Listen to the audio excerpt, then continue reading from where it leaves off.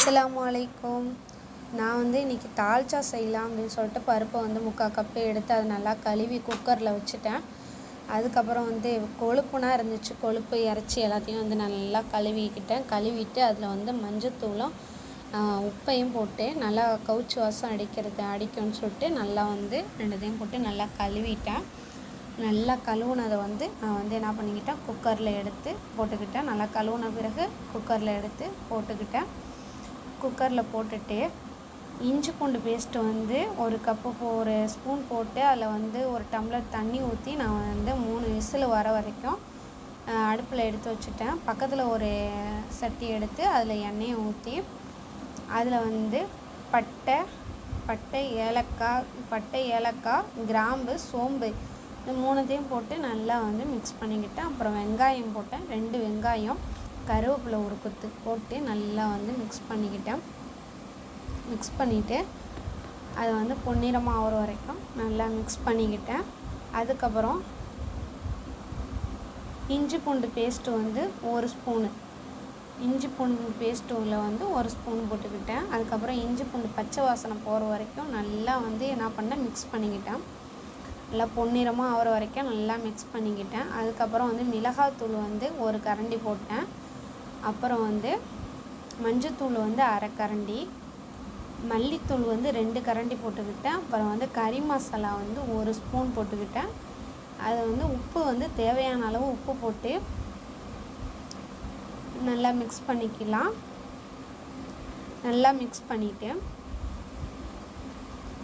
நல்லா மிக்ஸ் பண்ணோன்னே தக்காளியை போட்டு 2 தக்காளி 2 பச்சை மிளகா நல்லா போட்டு நல்லா மிக்ஸ் பண்ணிக்கலாம்.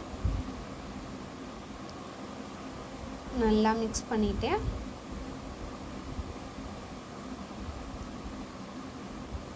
நல்லா மிக்ஸ் பண்ணோன்னே அரை கப்பு தண்ணி ஊற்றி அதையும் நல்லா மிக்ஸ் பண்ணிக்கிட்டு கத்திரிக்காய் போட்டிருக்கேன். மாங்காய் போடலாம், வாழைக்காய் போடலாம். நான் கத்திரிக்காய் மட்டும்தான் போட்டேன். நல்லா போட்டு நல்லா அந்த கத்திரிக்காய்னால் நல்லா வேகணும். புதினா மல்லி போட்டேன். புதினா மல்லி போட்டு நல்லா மிக்ஸ் பண்ணிக்கிட்டேன். நல்லா மிக்ஸ் பண்ணோன்னே அது காணத்துக்கு ஏற்ற மாதிரி தண்ணி ஒரு 1.5 கப்பு மாதிரி நான் தண்ணி ஊற்றிக்கிட்டேன். நல்லா கிண்டி விட்டுட்டு ஒரு 10 நிமிஷம் நல்லா வேக வச்சுருக்கேன். இப்போ நல்லா கத்திரிக்காய் எல்லாமே நல்லா வெந்துருச்சு. 10 நிமிஷம் ஆகி பார்த்துட்டேன், நல்லா வெந்துருச்சு. கத்திரிக்காய்னா நல்லா வெந்த பிறகு இப்போ நம்ம அந்த குக்கரில் இறச்சி போட்டோமே, அந்த குக்கரை எடுத்து பார்ப்போம். இப்போ இறச்சி எல்லாம் நல்லா பருப்பு எல்லாமே நல்லா வெந்துருச்சு. இப்போ இதை அந்த சட்டியில் போடலாம். சட்டியில் போட்டு நல்லா மிக்ஸ் பண்ணுவோம். நல்லா மிக்ஸ் பண்ணி நல்லா வாசனையாக இருக்குது, நல்லா இருக்குது. நல்லா இறச்சினா நல்லா வெந்திருக்கு. நல்லா 3 விசில் போட்டால் நல்லா வெந்துருச்சு. நல்லா வாசனையாகவும் இருக்குது, நல்லாவும் இருக்குது. நல்லா மிக்ஸ் பண்ணிப்போம். மிக்ஸ் பண்ணிவிட்டு உப்பு எல்லாமே கரெக்டாக இருக்கா அப்படின்னு பார்த்துட்டு இப்போ உப்பு கொஞ்சோண்டு ஒரு எலுமிச்சை சைஸ் புளி எடுத்து வச்சுருக்கேன். அந்த எலுமிச்சை சைஸ் புளியை கொஞ்சமாக போட்டுக்கலாம், நிறையா ஊற்றக்கூடாது, கொஞ்சோண்டு போதும். எலுமிச்சை சைஸ் புளி போதும்.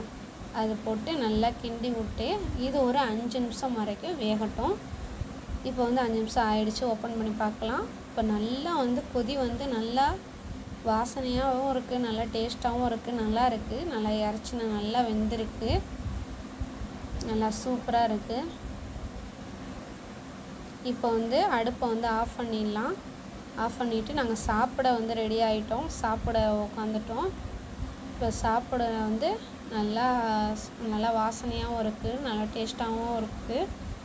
இப்போ நாங்கள் சாப்பிட உட்காந்துட்டோம். இறச்சினா நல்லா வெந்திருக்கு. Thank you friend.